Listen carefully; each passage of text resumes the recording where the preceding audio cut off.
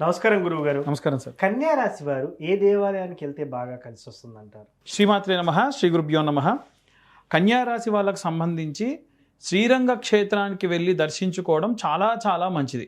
ఎందుకు అంటే శ్రీరంగ క్షేత్రం అనేటువంటిది విశిష్టాద్వైత సిద్ధాంతానికి సంబంధించిన వైష్ణవ సాంప్రదాయంలో హృదయం లాంటి ఒక ఉన్నటువంటి దివ్య దేశ 108 దివ్య దేశాల్లో కూడా ఒకటైనటువంటి క్షేత్రం.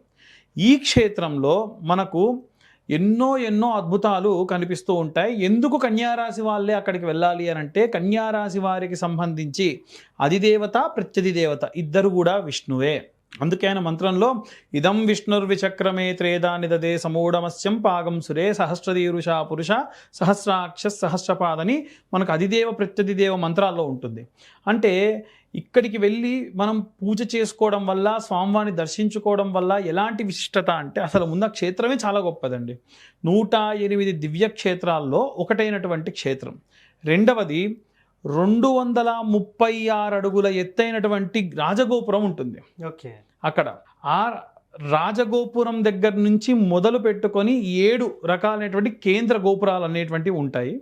ఇంకొక విషయం ఏంటంటే ఈ ఊరంతా కూడా ఈ దేవాలయంలోనే ఉంటుంది. ఉన్నటువంటి ఊరంతా శ్రీరంగం అంతా కూడా దేవాలయం లోపలే ఉంటుంది. కాబట్టి ఇంకొకటి చాలామందికి తెలవనటువంటి విషయం ఏంటంటే ఈ దేవాలయానికి సంబంధించిన ప్రాకారాలు గోడలు ఒక చోరుడు ఒక దొంగ నిర్మించాడట. ఓకే. అదొకటి. ఇంకొకటి ఏంటంటే శ్రీరామచంద్రమూర్తి తర్వాతకి విభీషణుడు వచ్చి ఇక్కడ ప్రతిష్ఠించినట్టుగా కూడా విశేషంగా చెప్తారు.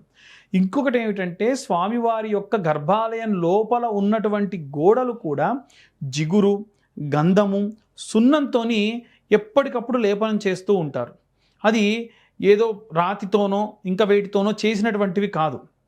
ఇలా ఎన్నో రకాలైనటువంటి విశేషతమైనటువంటి విషయాలు ఉన్నాయి. ఇక్కడ రామానుజుల వారు అక్కడ ఆయన సమాధి స్థితికి వెళ్ళిపోయినప్పుడు ఆయనకి ఇంకెటువంటి మట్టి కప్పడం లాంటిది ఇప్పటికి కూడా మనం వెళ్తే రామానుజుల వారిని చూడొచ్చు. ఆయన సశరీరంగా అలాగే ఉంటారు. ఆయన శరీరం ఇంకా పాడవకుండా అలాగే సశరీరంతో నుండి మనం ఆయన దర్శించుకునేటువంటి గొప్ప స్థితి కలుగుతుంది. ఎప్పుడైనా సరే ఎవరైనా సరే శ్రీరంగ క్షేత్రానికి వెళ్తే గనుక ఎట్టి పరిస్థితుల్లో ఈ కన్యా రాశి వాళ్ళు సంబంధించి ముఖ్యంగా చెబుతున్నా ఎట్టి పరిస్థితులలో హడావిడిగా వెళ్ళకండి.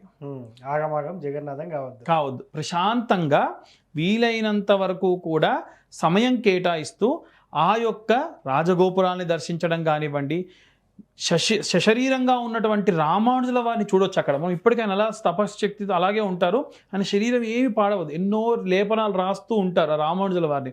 ఆయనను దర్శించడం కానివ్వండి, లోపల స్వామివారిని దర్శించడం కానివ్వండి. ఇక్కడ ఒకప్పుడు ముస్లిం నవాబులు ఎవరైతే ఈ యొక్క పాలన చేస్తున్న రోజులలో విశేషంగా మనకు బీబీ నాంచారి అనేటువంటి ఆమె కూడా ఇక్కడ నుండే స్వామివారిని ఆమె ఎంతో ఇష్టపడింది అనమాట. స్వామివారి విగ్రహాన్ని ఎత్తుకెళ్ళిపోతే కూడా ఆ విగ్రహం వచ్చేంత వరకు కూడా భోజనం చేయకుండా ఉన్నదని ఇంకా ఎన్నో రకాలైనటువంటి విశిష్టతలు ఉన్నాయి. అన్నిటికంటే ముందు ఏమిటంటే కన్యారాశి వారికి సంబంధించి రాష్ట్రాధిపతి బుధుడు. ఈ బుధుడిని మనం బుద్ధి పీడోపశాంతయే అంటాం.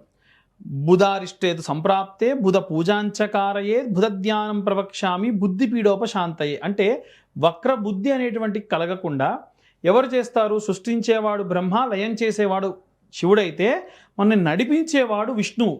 ఈ విష్ణువు మనల్ని ఎలా ఆయన దగ్గరికి వెళ్తే ఏం చేస్తాడనంటే విశేషంగా ఎటువంటి చెడు ఆలోచనలు రాకుండా కాపాడము, మన పనులన్నీ కూడా సక్రమంగా జరగడం లాంటివి చేస్తూ ఉంటారు. చాలామంది చూడండి, మీకు అక్కడ ఉన్నటువంటి క్షేత్రాల్లో ధన్వంతరి అనేటువంటి విగ్రహం కూడా భారతదేశంలో ఉన్నది ఒక్క అక్కడే అన్నమాట. ఓకే. ఇంకొకటి చాలామంది తప్పుగా పోర్ట్రేట్ చేస్తూ ఉంటారు. లక్ష్మీ గణపతయే నమః అంటుంటారు. లక్ష్మీదేవి విష్ణువు యొక్క భార్య కదా, మరి గణపతి శివుడి కుమారుడు కదా.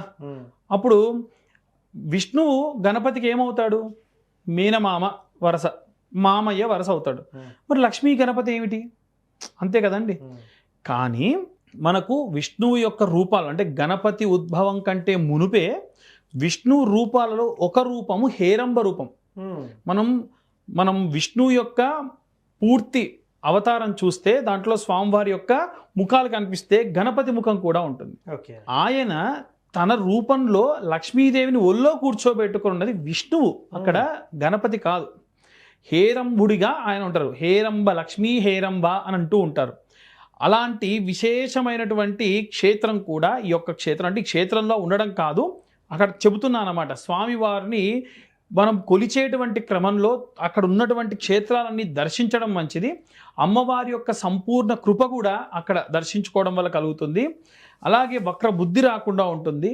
బుధుడు రాష్ట్రాధిపతిగా ఉన్న కారణం చేత, విష్ణు అధిపతిగా ఉన్న చేత మనం విష్ణు క్షేత్రాలు ఎన్నైనా దర్శించవచ్చు. కానీ కన్యారాశి వాళ్ళు ఖచ్చితంగా ఈ శ్రీరంగ క్షేత్రాన్ని దర్శిస్తే చాలా చాలా విశేషమైనటువంటి జాతక సంభావిత దోషములు కూడా పోతాయి. ఎస్. సో ముఖ్యంగా సార్, ఏ దేవాలయానికి వెళ్ళినా కూడా మీరు మామూలుగా ఈ రాశి వారు వెళ్ళండి అని చెప్తున్నారు. ఎంతోమంది ఉంటారు రాసుల వారు. మరి అలా కాకుండా ప్రత్యేకంగా గోచార రీత్యా కానివ్వండి, లేకపోతే వ్యక్తిగత జాతకం చూసుకున్నప్పుడు అప్పుడు వీళ్ళకి ఏ దేవాలయం సూట్ అవుతుంది, నిత్యం ఏ క్షేత్రం వెళ్తే బాగుంటుంది అట్లా చెప్పొచ్చు అంటారా? ఖచ్చితంగా గోచారానికి వచ్చేసరికి గురువు మారుతూ ఉంటాడు, శుక్రుడు మారుతూ ఉంటాడు. కాబట్టి గోచారంలో మనం దగ్గరలో ఉన్నటువంటి దేవాలయాలకు అది జాతకరీత్యా చెబుతూ ఉంటాం.